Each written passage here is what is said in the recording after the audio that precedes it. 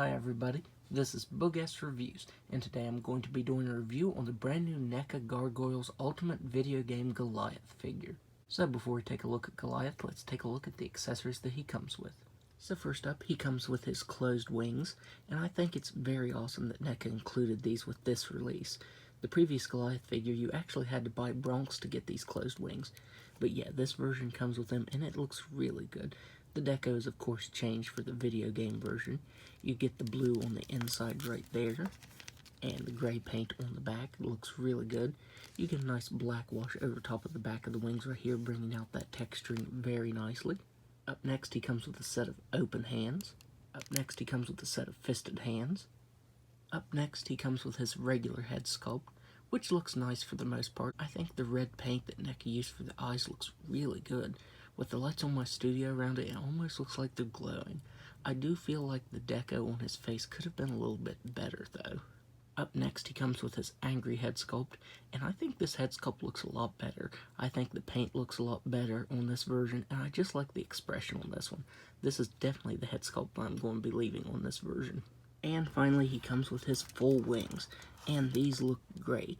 I love the paint on the inside of them. Those blue lines look really good.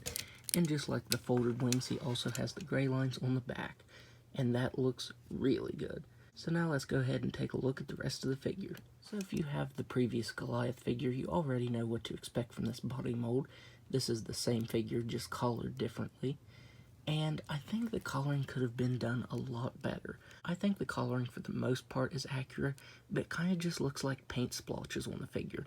This doesn't look like pixelization. I really think the edges should have been more jagged, that way it would have looked a little more pixely. I think that would have looked really good. But yeah, you can see the rounded edges there, and I really don't get a video game vibe from this figure.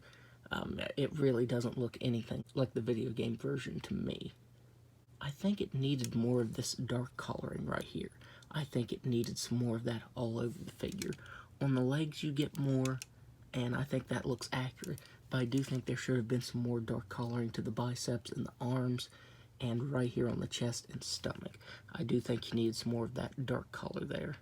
This time he has a bright yellow matte belt buckle and a gray belt. And if I remember right, I want to say this was red, or there was red in the middle of it. I swear there was some red coloring on the belt in the video game. I actually did have the video game, but I got rid of it, so it's been like 10 years since I've played it. As I said, the coloring on his legs is a lot better, but you can see a bunch of scuffage right there. You can see some of this color showing through, some of that gray showing through right there, some scuffage. You can see some paint where it missed its mark right here. And then his tail isn't even painted. I could have sworn in the game that it had some of this pixelization to it. I could be remembering that wrong, but there definitely should be some paint on this, I feel like. But yeah, these lines are just a little too rounded. I think they should have been more pointed. Definitely could have been better in that department. So now let's go ahead and go over his articulation. He has a ball-jointed head that can look up just about all the way. He can look down all the way. He can move his head side to side. As I've said with previous Gargoyles figures, these wings are definitely delicate. They can move back and forth, but you don't want to hinge them up and down. I hinged mine up and down, and eventually the notches that actually keep it up got shaved down from me doing that. So yeah, it became very loose and wouldn't stay up. So my best advice is, if you like the wings on this, just to leave them like that and don't bother them. He has shoulders that can only move out that far. He has a swivel bicep, double jointed elbow that can bend in that far, swivel thrust that can move side to side and up and down, a ball jointed diaphragm that can move back just a little bit. He can crunch forward all the way. He can move side to side up here. I think the waist is just a swivel. I think it's just a side to side movement. He has hips that make an awful sound. That can do a complete split. He has a tail that can move up and down and spin all the way around.